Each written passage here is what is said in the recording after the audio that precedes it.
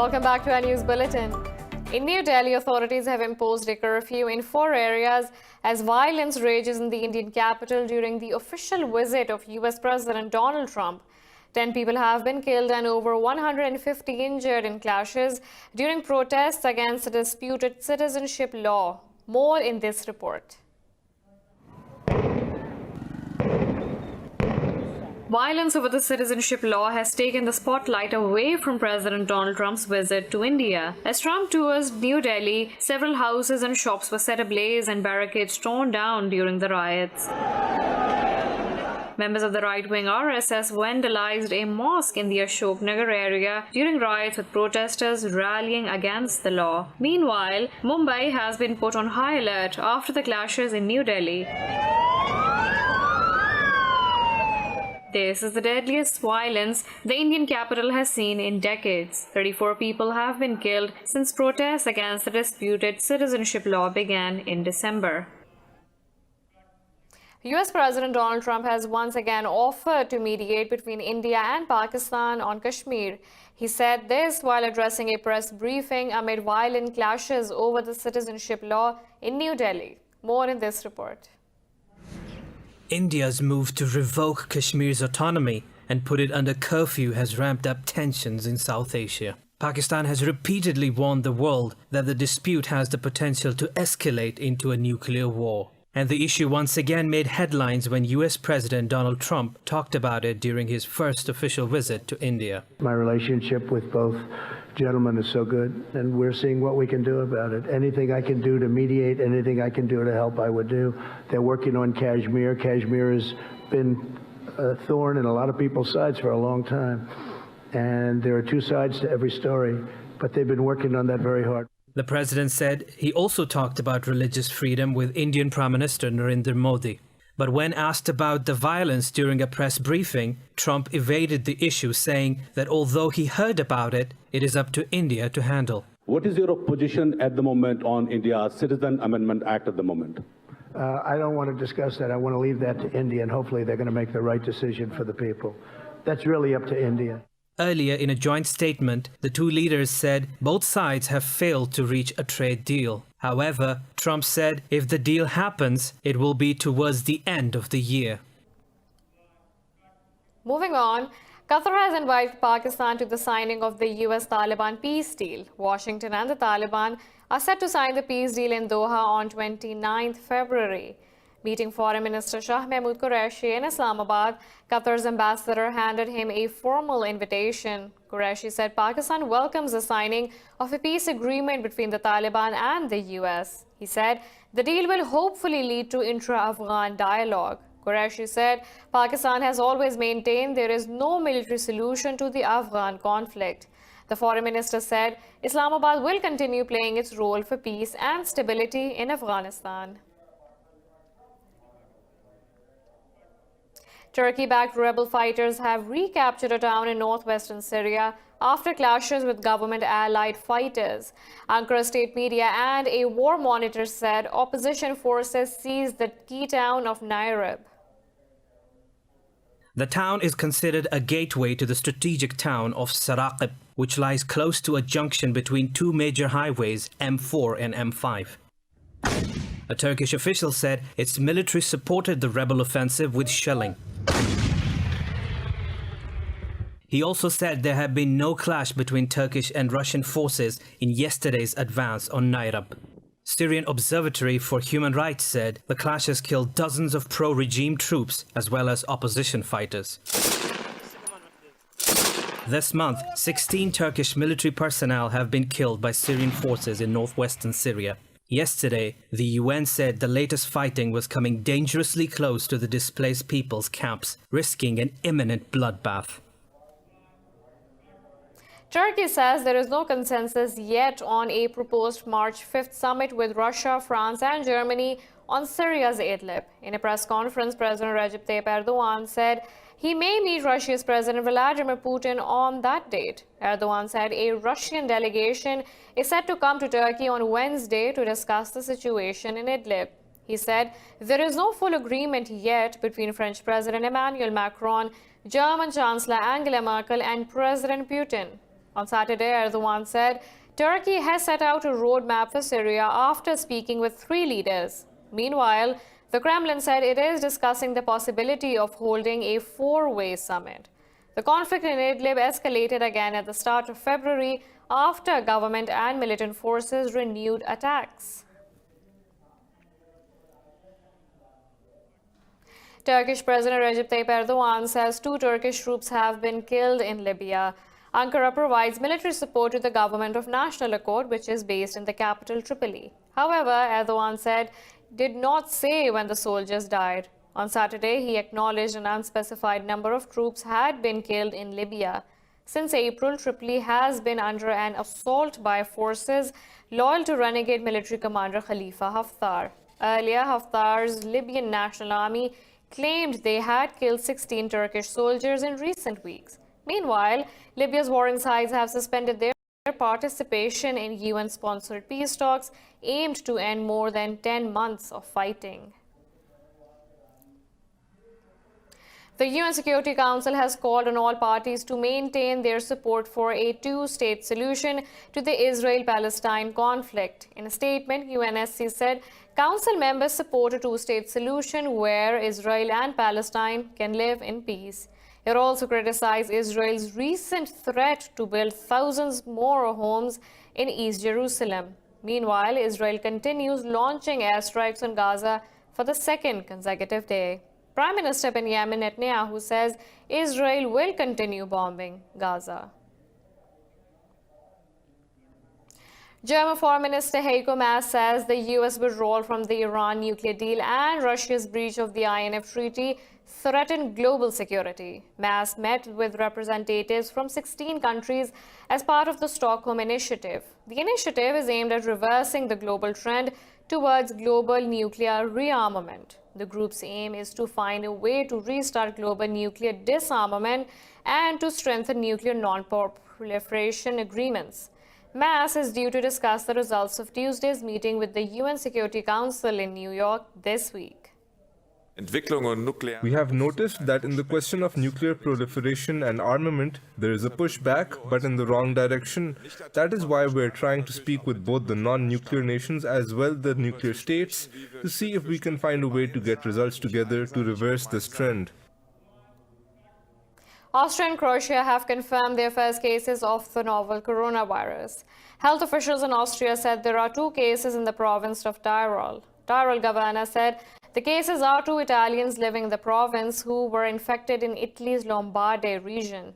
Croatia's Prime Minister Andrej Plenković says the first case of infection is in a patient hospitalized in the capital Zagreb. The health minister said the patient had stayed in Milan for 2 days. Italy has become a front line in the global outbreak of the virus with 280 cases and 7 deaths. Most of the cases are in Lombardy and neighboring Veneto. In China, 71 people have died from the new coronavirus in the last 24 hours, putting the death toll at over 2,663. The National Health Commission says it has another 508 infections, bringing that number to over 77,000. More in this report. With COVID-19 numbers growing worldwide, authorities are stepping up their campaign to contain the outbreak. In South Korea, another 60 cases have been confirmed, taking their total to 893. The country now has the largest national total anywhere outside China, with 8 people dying from the illness. The outbreak has led the US and South Korea to scale back a military exercise planned for the spring. General Abrams and General Park are looking at scaling back the command post training due to concerns about the coronavirus. Italy has called for public calm while reporting a slower increase in the number of infections after a spike at the weekend. 11 towns, 10 in Lombardy and 1 in the neighbouring Veneto area, have been locked down, with over 50,000 residents stopped from leaving. Prime Minister Giuseppe Conte said residents could be quarantined for weeks. The management at the level of the hospital structure has not really been faithful to the protocols that were recommended in these cases, and that has certainly contributed to the spread. But to this day, we continue to observe the utmost caution and rigor, and we promise you maximum concentration night and day. In Vietnam, the health ministry says all 16 people infected with coronavirus have now recovered. The US and the European Commission have announced a new allocation of funds to support the global campaign against the new coronavirus outbreak. In a statement, the Commission says the EU is working around the clock to support member states, while it has allocated $251 million. The Commission said part of the funds will be allocated immediately, while the rest will be released in the next months. The EU's Commissioner for Crisis Management, Jens Lennartich, said the aid package will support the World Health Organization and assist countries with weaker health systems. US President Donald Trump wants another $2.5 billion from the Congress to deal with the epidemic in a supplemental budget. The White House says over $1 billion of the requested sum will be allocated to develop a vaccine. Of these 230 million, 114 million will go to World Health Organization's call for global preparedness. Further 15 million will go to support partner countries in strengthening their resilience and preparedness. We have a lot more coming up right after this short break, so stay tuned.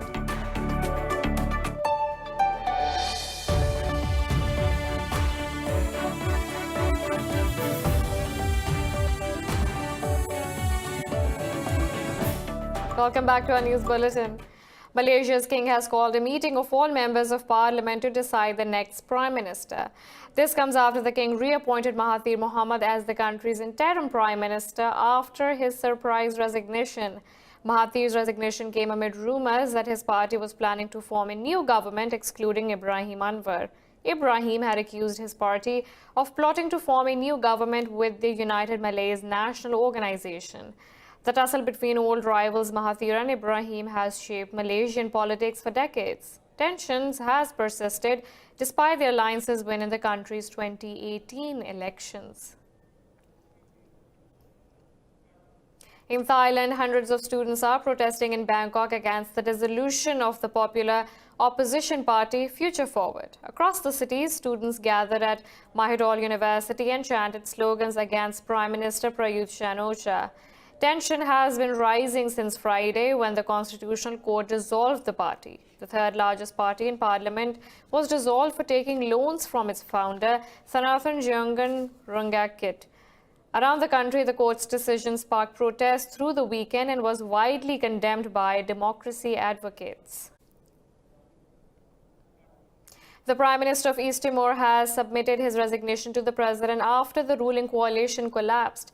Teo Martin Ruak says he is prepared to stay in office until the resignation is accepted. Ruak has served as Prime Minister since June 2018 after the collapse of two previous governments. The Southeast Asian nation gained independence from Indonesia in 1999 following a UN-supervised referendum. The country became fully independent in 2002 after 3 years of UN administration.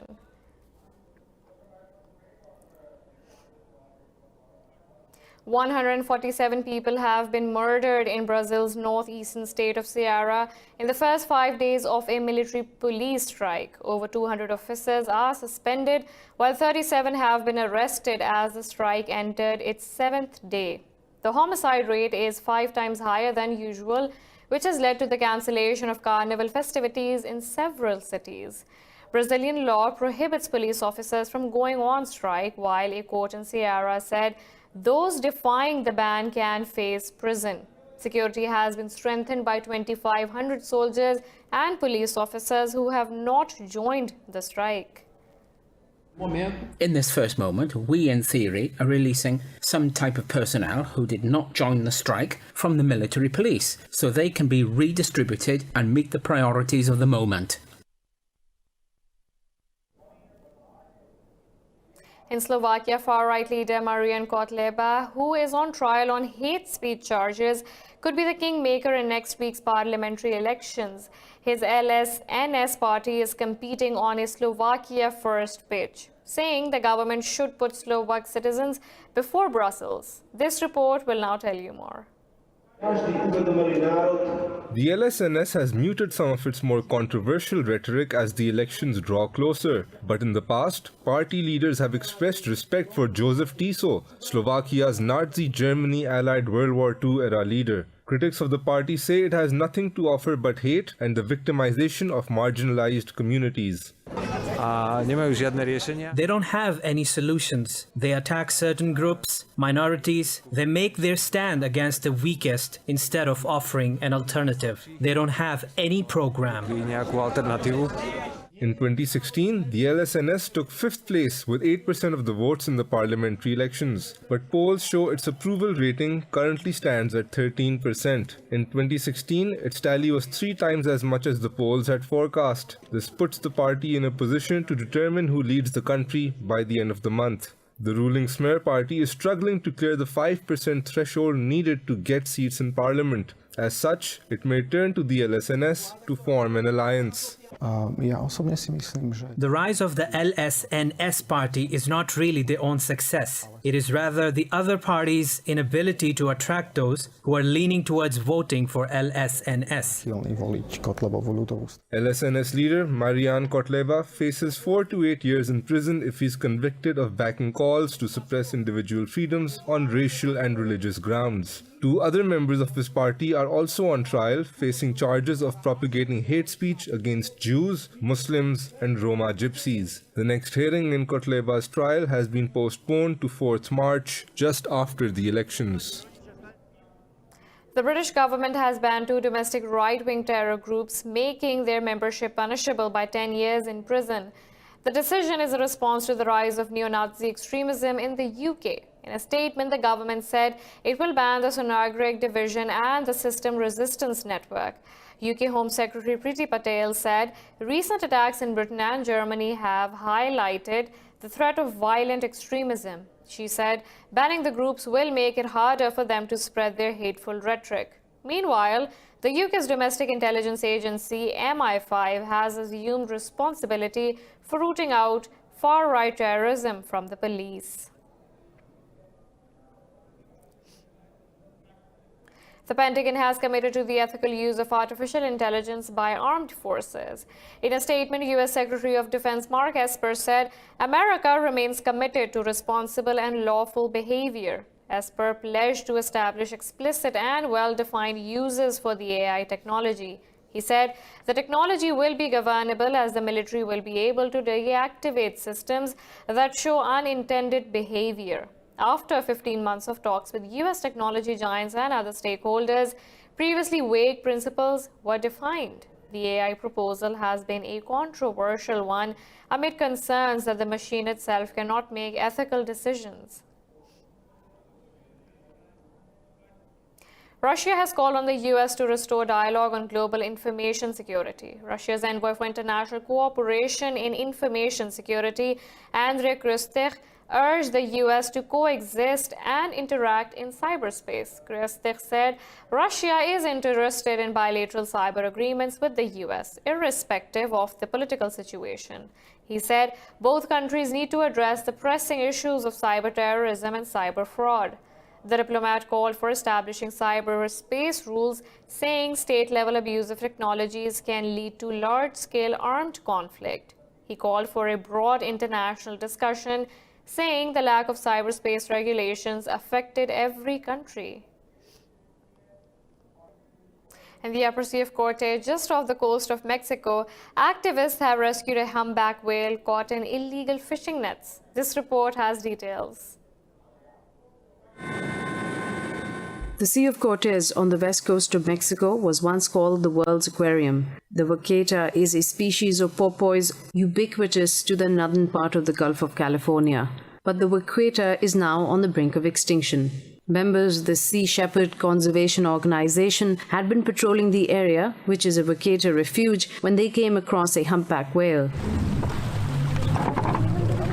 Yesterday, as we were guarding the critical zone, the Vaquita Refuge, we found a humpback whale badly trapped in an illegal Totoaba net. The whale was in trouble, caught in a net. We took part in a disentanglement of a humpback whale in the critical zone in the Vaquita Refuge, and it's a sad reminder of why it's so important for us to protect the refuge against illegal fishing. Humpback whale numbers had fallen dramatically until the 1985 ban on commercial whaling. Since then, the numbers in many population groups have improved. Today, the biggest threat to humpback whales are collisions with ships and being caught up in fishing nets. We're taking a short break. Stay with us.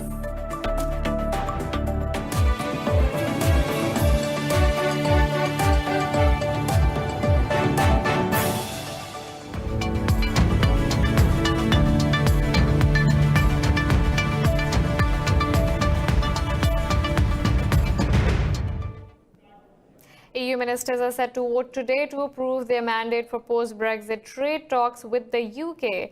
The document approved by EU General Affairs Council will be the basis for future negotiations to be carried out by Michel Barnier. The document notes that a trade deal should be based on EU rules in some areas as a reference point. Meanwhile, UK ministers will also meet today at number 10 to discuss the government's opening stance for negotiations. The final agreement is due to be published online and presented in Parliament on Thursday.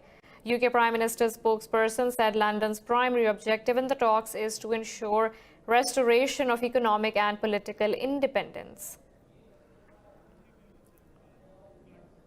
US stocks rise slightly as Wall Street tries to rebound from worst day in 2 years. All three major US indices are trading higher. The Dow Jones Industrial Average is trading fractionally higher. The S&P 500 also trading marginally higher. The Nasdaq Composite Index is leading the gains, trading higher by about 0.5%. Meanwhile, European markets declined as coronavirus fears persist.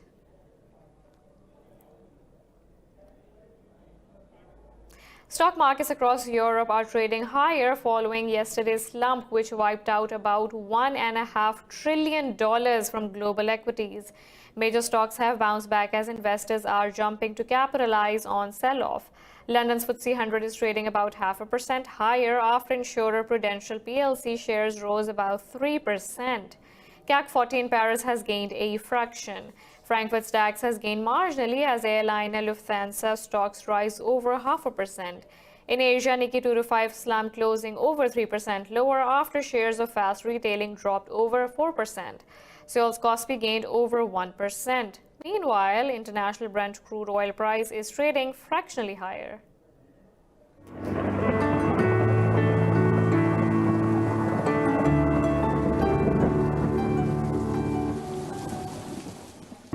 Now let's look at the weather from around the globe.